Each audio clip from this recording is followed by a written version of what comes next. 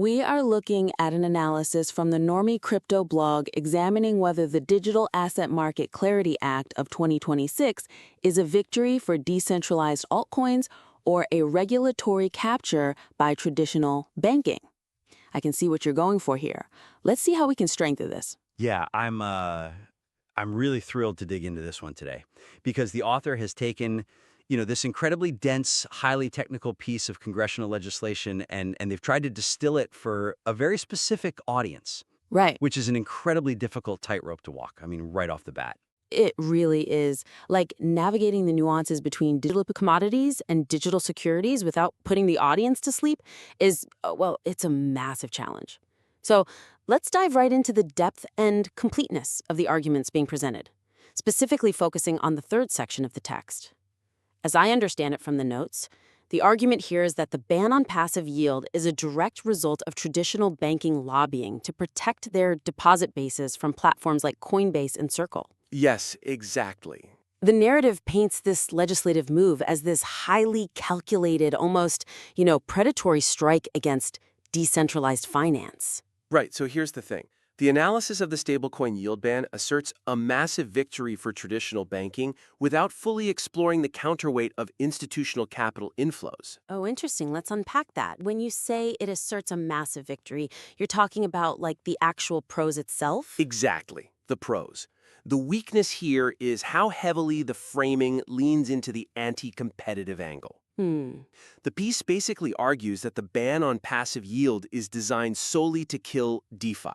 Now, what's interesting is that the author actually includes this comparison table, right? Contrasting the pro-crypto view with the big bank skeptic view. Yeah, I saw that table. And right there inside that table, we see these brief mentions of legitimacy and institutional capital sitting quietly under the pro-crypto column. Right, so the author clearly knows the counter-argument exists. I mean, it's sitting right there in the graphic. But the pros completely ignores it. Wow. Yeah, the paragraphs surrounding that table just heavily favor the skeptic's angle by presenting the big bank fingerprints as this absolute, undeniable negative. The author completely misses the chance to deeply analyze why this specific compromise might actually bring long-term stability and liquidity to the broader ecosystem. It just leaves the core argument feeling slightly one-sided and incomplete. I want to push back on that for just a second, though. Sure, go for it. If the author genuinely believes that the traditional banking sector is acting like, a cartel to crush decentralized innovation, shouldn't their pros reflect that? Like, why force a balanced perspective if the reality is inherently lopsided? Well, it's a fair question, but I think it really comes down to analytical credibility. Okay. When you are writing a breakdown of legislation, leaving the core argument feeling slightly one-sided and incomplete damages the reader's trust. If a reader senses that you're hiding the strongest version of the opposing argument, they start to wonder what else you're omitting, That makes a lot of sense, yeah. So how do we fix that imbalance without completely neutralizing the author's unique voice? My suggestion is to actively broaden the exploration of the pro-crypto side of the yield ban debate to create a more robust, multidimensional analysis before delivering the final verdict. Broaden it how exactly? We need to explore the why. Why would a ban on yield actually be a good thing for the industry's longevity? Okay, let's get into concrete examples. What exactly should the author write to make that happen? They need to expand the pros directly under the big bank controversy heading, like include a specific scenario detailing how massive, slow-moving capital views this market. You mean like pension funds? Exactly. Pension funds. Right now, a teacher's pension fund in Ohio cannot risk entering crypto because of the systemic risks associated with DeFi yield. They look at yield-generating stablecoins and they just see a massive regulatory gray area. They see the ghosts of Celsius and FTX, basically. Precisely.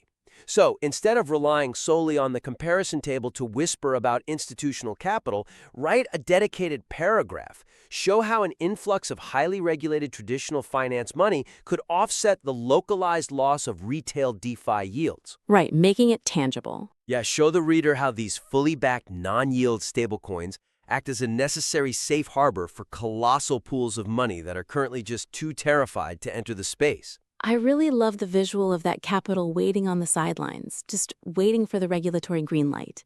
Is this essentially a walled garden scenario? We are inviting massive institutional funds in, but only if they play by the legacy rules? Doesn't exploring the sheer volume of that incoming capital make the author's ultimate verdict much more suspenseful? That makes sense, but could the evidence also support a different conclusion? Like the idea that this walled garden actually acts as an incubator? Oh, an incubator. I like that framing. Right, because it isn't just about suspense. It's about showing that this compromise might be the exact catalyst required to mature the entire decentralized ecosystem. When the author writes that paragraph detailing the sheer scale of the capital waiting on the sidelines, it elevates the entire piece. Yeah, it proves to the reader that the author understands the entire chessboard, not just the pawns getting sacrificed. Exactly. It transforms a simple narrative of banks crushing innovation into a really complex, high-stakes trade-off. Like we are trading the Wild West freedom of the early internet days for unprecedented global liquidity. That is a much more compelling read. Absolutely. And it gives the reader a much clearer picture of the reality on the ground. Well, speaking of giving the reader a clear picture, let's look closely at this section discussing the transition between the 5-category taxonomy in Section 1 and the asset versus contract split in Section 2. Yes, let's look at that structure. Because if institutional money is the new foundation, we need to understand how the altcoins are trading on top of it. The author lays out a list of definitions and then immediately moves into the implications for the altcoin market. Right, and here is my topic sentence for this part. The transition from the taxonomy definitions into the altcoin market implications lacks the connective tissue necessary to show how the new rules actively trigger secondary market freedom. Talk to me about that gap. What is missing mechanically there? It is a classic gap in causality. Okay. Section 1 is actually quite strong in isolation. It cleanly lists the 5 categories established by the Clarity Act. For example, it clearly states that digital commodities fall squarely under the CFTC's jurisdiction. Which is vital information for the reader to have. It is. But then we hit Section 2. The author jumps immediately into the SEC's historical investment contract logic and this new decentralization off-ramp, without ever explicitly mapping how the new taxonomy definitions legally force this shift. Oh, I see. So the author assumes the reader is going to carry the CFTC definitions from Section 1, hold them in their mind, and naturally apply them to the SEC arguments in Section 2? Exactly. The text just does not physically connect the concepts. Interesting. Because of this, the reader is required to do the heavy lifting to infer the mechanical link between the new SEC and CFTC guidelines and the sudden regulatory safety of specific tokens like Algorand and LBRY credits. Let me stop you there because I want to look at this from the perspective of the target audience. Sure. These readers have survived years of market volatility. They are bombarded with dense legal jargon on Twitter every single day.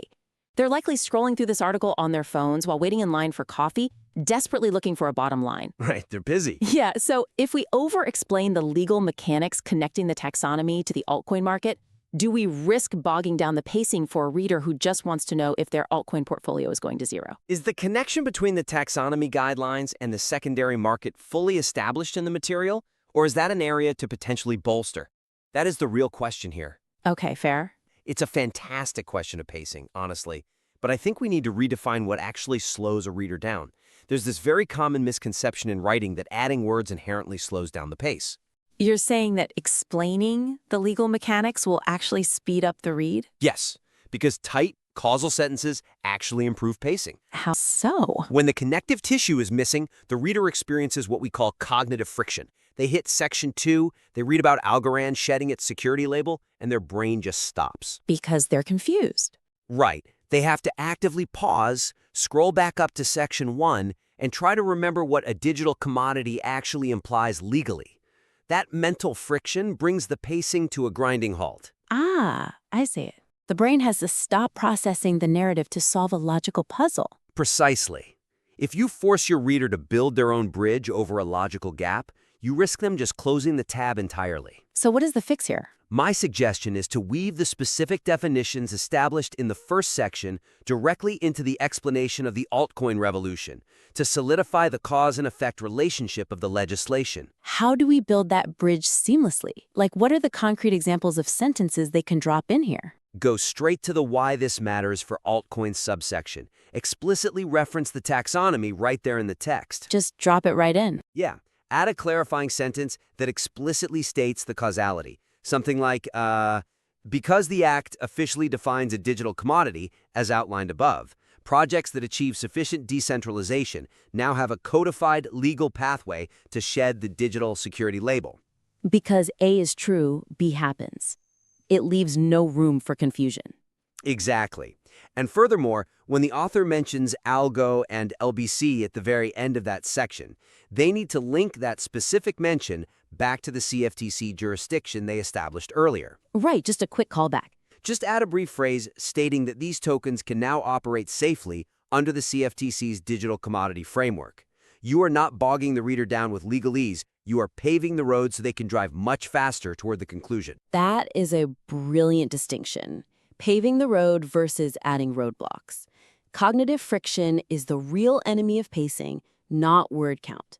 By doing the logical heavy lifting for the reader, you free them up to actually enjoy the analysis. And it ensures that when they finally reach the conclusion, they actually understand how we got there. Which brings us perfectly to the conclusion itself. Let's follow that paved road all the way to the end of the material. Let's do it. Okay, so what I really like about this part is the punchy, decisive nature of the verdict section. Like the author doesn't hedge their bets at all. They make a definitive call on whether this legislation is a net positive or a net negative. They really go for it. They do.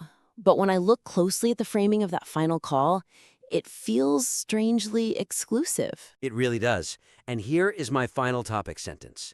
The concluding verdict leans heavily on a binary choice between altcoin investors and DeFi purists, missing a critical opportunity to directly address the broader mainstream audience the publication targets. It feels like a massive disconnect between the brand of the website and the text of the article. That is the core weakness here. Look at where this piece is published. The platform is literally called Normie Crypto. Right, not exactly a niche technical journal. Exactly. We can see from the provided site architecture that they feature a TikTok Normies page.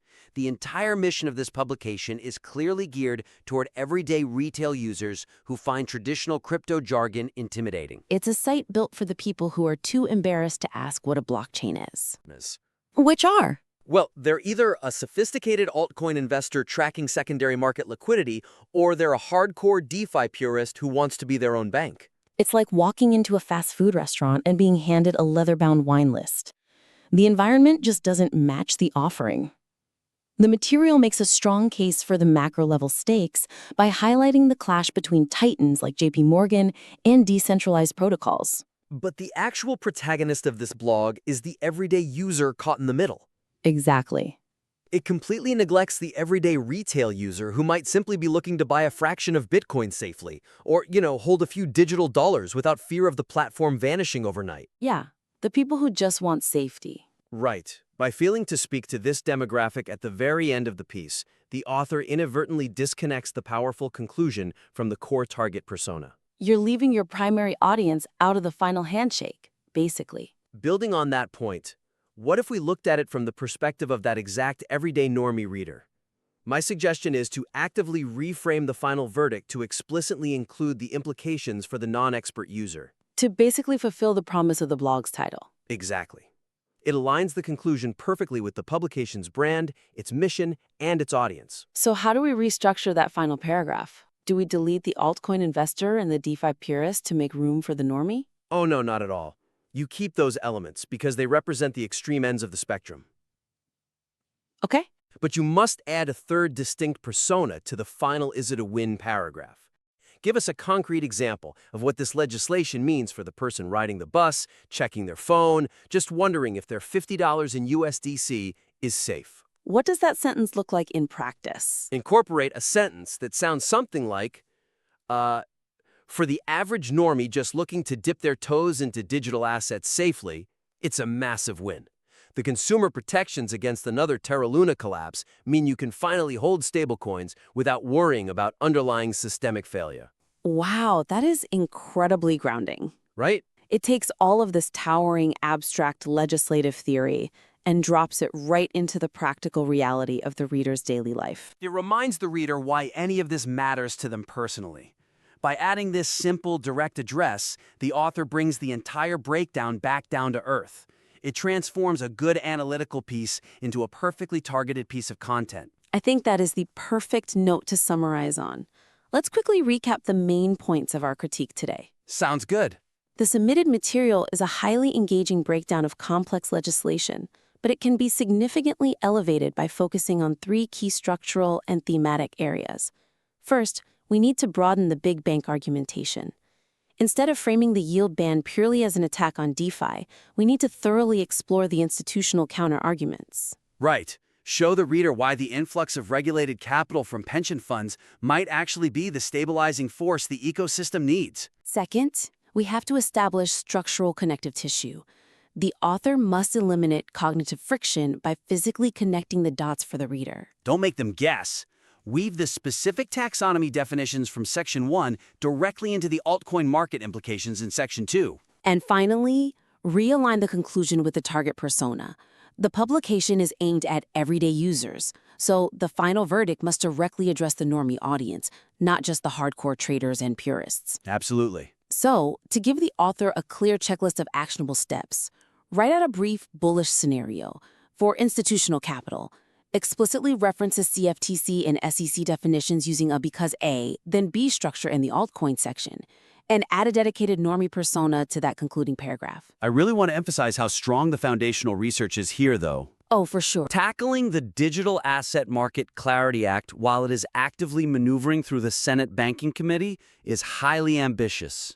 Very. The author has done an excellent job capturing the zeitgeist of this regulatory moment. These aren't tear-down critiques, they are structural reinforcements. By applying these specific lenses of completeness, structural flow, and audience alignment, this analysis will move from being merely informative to being truly authoritative.